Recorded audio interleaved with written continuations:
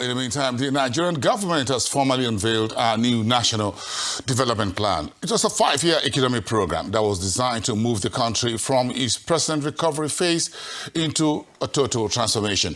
The new economic roadmap was launched as the Vice President Kashim Shettima superintended over the National Economic Council Conference with all the 36 state governors in attendance. Let's go to Abuja studios now to get more insights into these Nigeria's latest development. Welcome, Professor Ken Ife, development economist and a public policy analyst. Good evening to you, Professor, and we thank you for coming in on the show tonight. Oh, hi. Good evening. Thank you so much. Thanks for having me. It's good to see you. Let's start. Give me some insights. What's your insights? What do you get from the National Economic Council Conference? Right, very interesting actually. Having observed Vision 2010, Vision 2020, and I even having to take very detailed, I took part seriously in the 2021 to 2025. I can notice a radical departure from all of those three. Here, what we are having here is, first of all, they've come with the correct diagnosis. They all are aware that there is growth. They all are aware that there is macroeconomic stability in good measure, and all the indices are positive and convergent. But they're acutely aware that they are not leading to jobs and they are not reducing poverty. So that made inclusive growth and sustainable development the theme of this development plan. And what is the approach? The approach is corridor development in aspects of infrastructure. So you have a corridor development approach. You could know about South-South corridor, AKK, and all of that. Then there's another one, which is a regional approach to economic development with outcome on creating employment and reducing poverty in a very sustainable way. So you see regional planning approach, you see regional coordination approach, you see all kinds of, even the PEBEC, ease of doing business, we are saying have a regional approach. In security, have a regional approach. Even in manpower development, there's a heavy emphasis on skills and manpower development. Don't forget that we have a tradition of build schools, but now it's about build skills. So that's what will lead us to the promised land. So, but to start bringing this home, I can tell you that one of the things that we realized is that the disconnect between poverty reduction and unemployment with the growth is actually to do with lack of emphasis on investment in productive capacity, in value addition, in industrialization that is linked to reduction in import dependency. So that means that we may be focusing on export-led growth strategy, because that is actually what has taken 400 million people out of poverty in China, 200 million out of poverty in India, and another 200 million out of poverty in Malaysia, Indonesia, South Korea, and all of these other Asian tiger economies. So there is a fixation that we have to be real, really fixated on that. And subnationals would have to lead. Yes, I'm coming to. States are leading. I'm coming to that. Backed by regional development agencies. Yes, Professor. Does it look like the administration of President Bola Ahmed Tinubu is beginning to see that the reforms of the past 2 years, 2023, 24, 25, going to third year or so, now entering and all of that, is beginning to look like, yes, it's good on the macros, but these reforms have to come down to the bottom of the pyramid. And jobs have to be created, poverty has to be really alleviated, not just giving handouts, but now putting 220 million Nigerians to work to make us competitive, productive, raise our productivity level, and all of that. Do you think that realization is what this National Council Conference and the Renewed Hope National Plan is all about? I think it's more than just realization, because they're actually putting out the structures that are going to deliver in that particular approach. For example, there's an emphasis on world-based planning and engagement. So they want to carry out action right on the, is this 10,000, approximately 10,000 words, something like that. So it's about bottom-up approach. And we all know that once you go to bottom-up approach, you are required to be open, transparent, inclusive, and then target the outcomes have to target employment, community development, and sustainable poverty reduction. Those are going to be the outcome at the base of the pyramid. So I did a lot of work on this in 1999 and 2000 for World Bank and Nigerian Enugu state government. So that is participatory budgeting, community-based participatory budgeting. So we're going to hear a lot of this going forward. And then, of course, they are also looking at metrics that will enable them to measure performance and then keep track of how that is going to be developing going forward. Okay. So that's a very significant. So the three things I have mentioned now are very, very significant pillars in building the new development plan. Yes. Okay. So the corridor approach. Yes. The regional development coordination. Yes. And then the bottom-up ward-based and I love that. Development. I love that, Professor. So where does the subnationals come in? The 36 state governors, you were in the room with them, with the vice president, and part of the sessions that you were part of yesterday and the day before. Let's talk about the economic agenda integration between federal and state government. Do you think we've been singing from different hymn books over the years? Do you see this as a new direction that is needed to deliver economic growth and the development? No, without a doubt. And the president was ready for this. That was why he kicked off with the regional development agencies to cover the whole ground. So you now have a regional approach to economic development. Just 2 weeks ago, last week, Southeast launched their own Southeast 30-year development plan. Yes. And then also, you know that the NDDCs have been doing theirs, and the Northeast is collapsed. So there is a push in that direction. So the emphasis is, let's have a regional approach to security planning, economic planning. In fact, even in governance, we're also looking at fiscal governance convergence. Because don't forget that there's an unfinished business in Fiscal Responsibility Act 2007, which was enacted, but states were allowed to domesticate at their own time, and that didn't work because only 25 states since 2007 have domesticated. So I think they need to move, since we are heading to states, there must be fiscal governance convergence, and then get all of them on the same page. I've studied most of the fiscal laws all over the world. 90% of them implement all levels within 1 year. So why is our own going on forever? You know, and then there are also things like payback. They want also a regional approach to payback so that the states agree on this. In fact, some of the states are actually talking about, some of the regions are talking about common market. You know, so you can't have a common market without having common investment and having common approach to ease of doing business, because there's no boundary. There's no physical boundary. Economies move around within the region and also, of course, nationally. But when you look at the region, there's more contiguity and then there's more scope for you to work. And there are areas, and the government is actually beginning to seed some items on the exclusive legislative list. For example, the power. So states are having a look in power. And things like dam. I don't know what business federal government has with dam, except the absolutely big ones. Otherwise, those 300 dams should remain within the orbit of the subnationals. And then, of course, agriculture. We don't really have any business with agriculture. Let the regions work with the states on agriculture. Let the river basins revert to the states so that they can have the tools that they need and all the water that they need to drive this agenda. And then let every state have special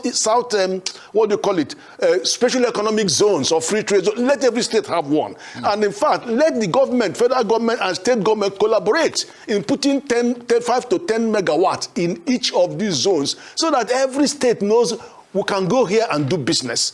And if you are doing all your drives, you can drive external people who gets contract to come and manufacture and then re-export. Yes. So, you know, we are beginning to focus on the critical thing that needs to be done to move the real sector forward. Professor, this Renewed Hope National Development Plan is a 2026 to 2030 a program, do you think this all doable within the 4-year period?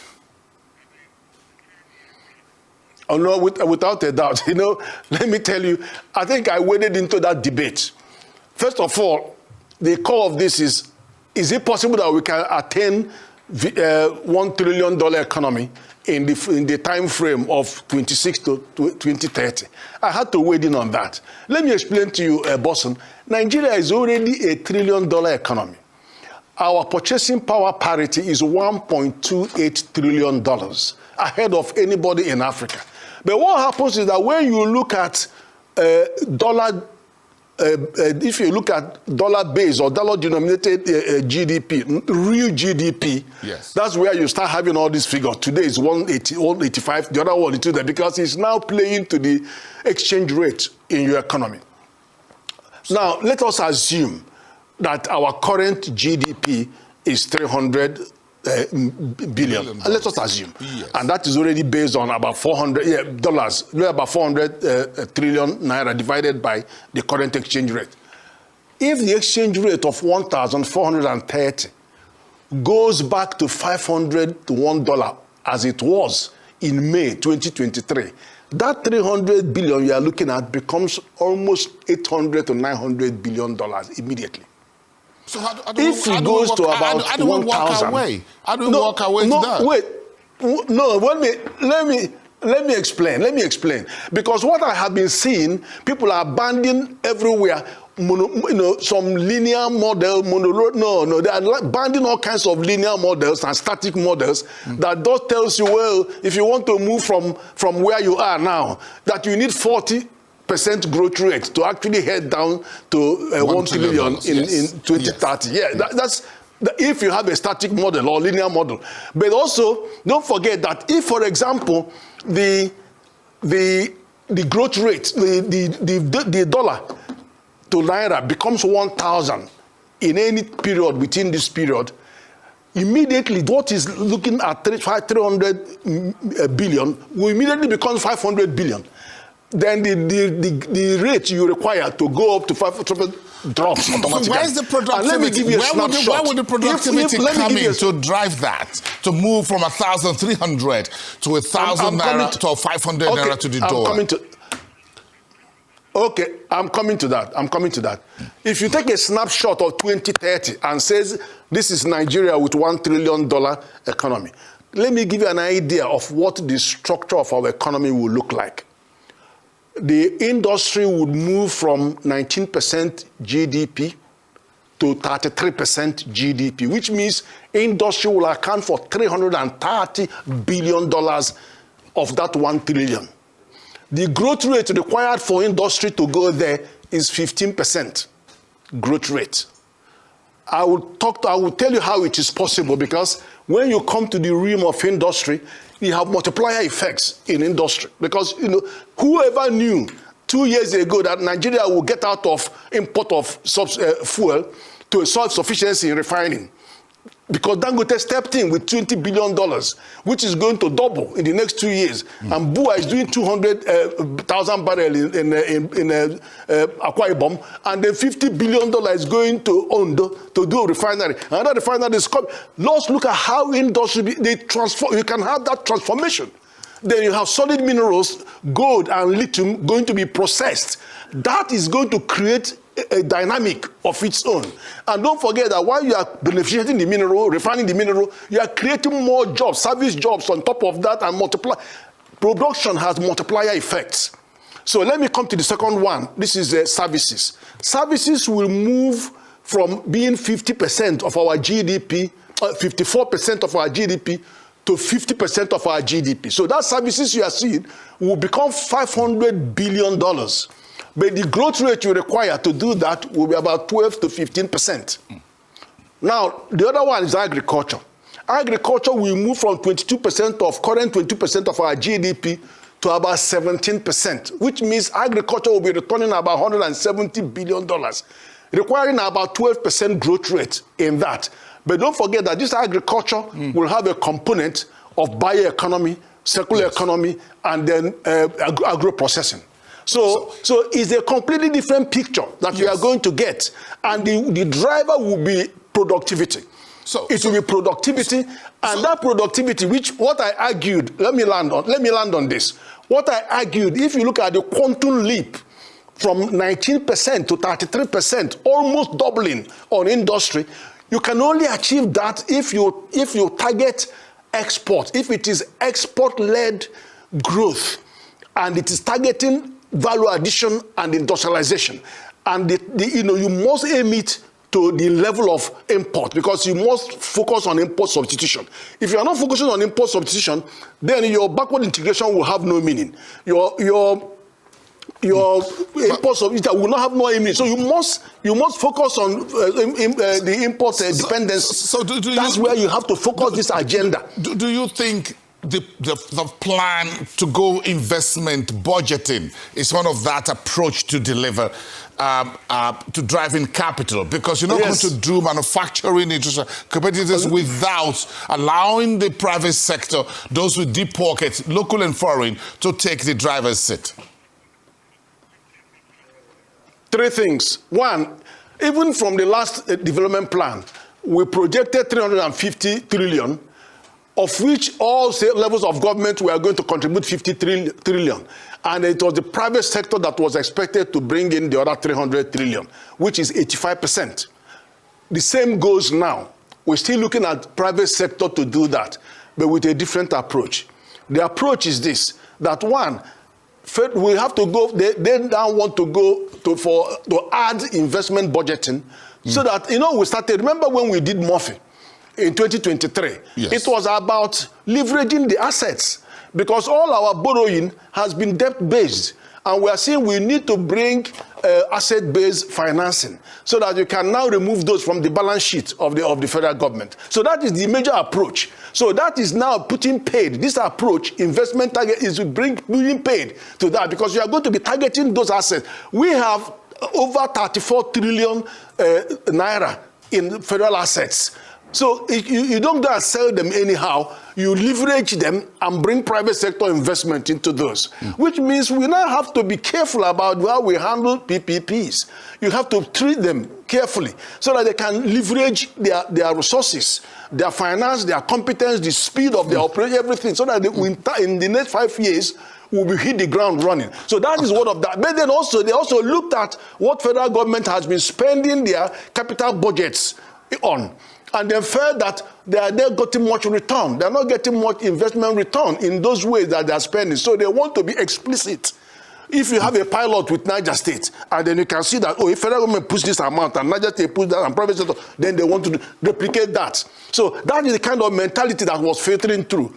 And then also, we also want to extend that to look at the integrity of the loan being taken by the government. If all the billions being taken as loan are actually doing what the law says, which is creating value, increasing our productive capacity, increasing human resource development, then we wouldn't have the crisis we're having. We wouldn't have this level of debt service, because when you borrow and spend, it will bring some return, you can borrow more. So that is not what is going on. So we're going to have more pressure on the integrity of the borrowing. And finally, just in 10 seconds, 20 seconds, you think privatization plan we have can help out as well? Do you think so? Yes or no?